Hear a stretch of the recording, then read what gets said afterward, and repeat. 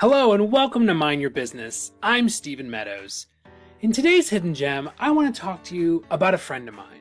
In fact, I think he's a friend that every salesperson needs to have. He's not actually a real person, but his name should be on everyone's mind at all times, and it's Frank.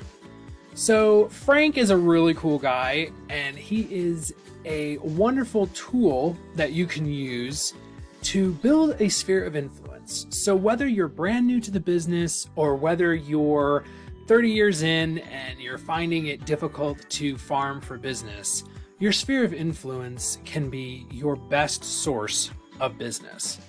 So how on earth does Frank fit into all this? Well, Frank is a little trick that I have learned over the years, and it stands for friends, relatives, acquaintances, neighbors, and kids. It's a great way to try to think of people that are in your sphere.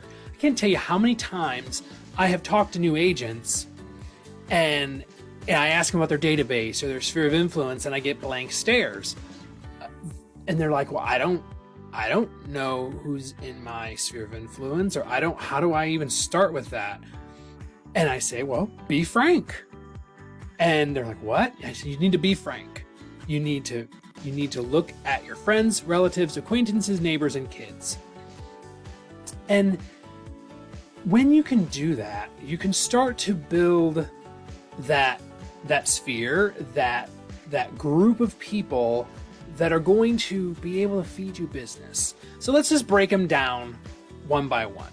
So friends, obviously, friends are anyone that you would... Let me start with this.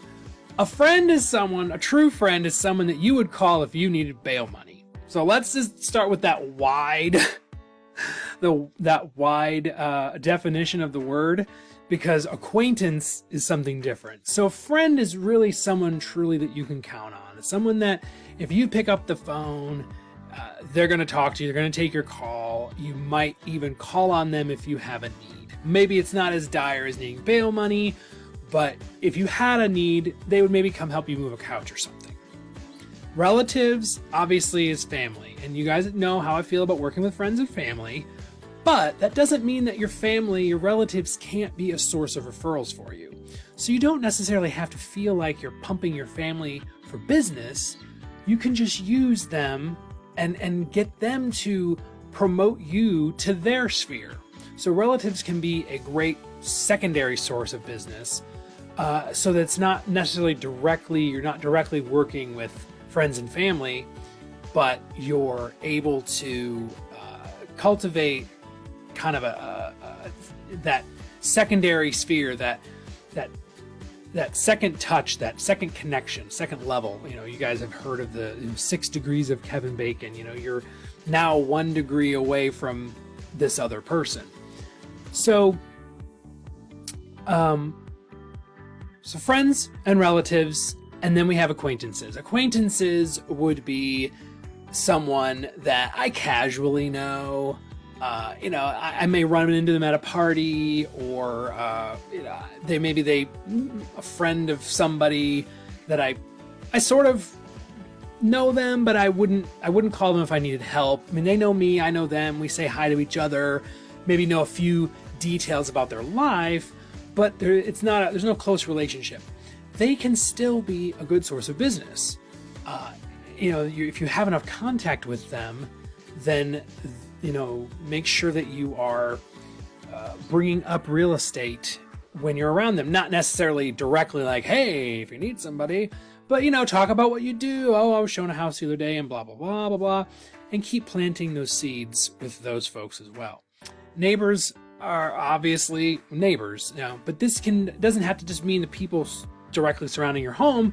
If you're in a homeowners association, you could consider all of them your neighbors, or even in your community at large. If you live in a certain area of town, own that. Let those people be your neighbor. Hey, I live on the east side with you. Or like when I lived in Nashville, I lived in East Nashville, and we were a certain type of people lived in East Nashville, or we wanted to be a certain type of people. We thought we were cool. We recycled, and it was cool to recycle. So those can all be your neighbors. And then kids. Now, this is where people get confused as I say, oh, your kids. Well, I don't mean your kids are going to buy houses, but your kids have friends. Their friends most likely have parents, and those parents probably own property. So, use them, and I say use them, quite literally what I mean. It sounds like what I mean. Use your kids, put them to work. Get those freeloaders out there spreading the word about you. If little Susie has a friend, then maybe they need a play date, and you can invite, their mom, mommy or daddy or whatever, and maybe they're a president of a bank or something like that. You just never know where it can lead. So don't underestimate the power of that child connection. You can also look at your children from a networking standpoint, from like PTA or any kind of school groups. So if they're in any kind of a scout, brownies, Girl Scouts, any of those types of organizations, sports, all of those, that's kind of a bonding experience. It's a way that you can get closer to their parents. So make sure that you're engaged in your children's lives, not just for business, obviously. It's good to be engaged anyway, but don't overlook it, because if you're in sales, everyone is a potential customer. Everyone is a potential source of business. If you've heard my video in the past about building channels, everyone you meet can be a potential channel of business. So ABC, always build channels. And you can build channels with your friend Frank. Friends, relatives, acquaintances, neighbors, and kids. I hope that helps. Get out there, make some good connections, and make amazing choices.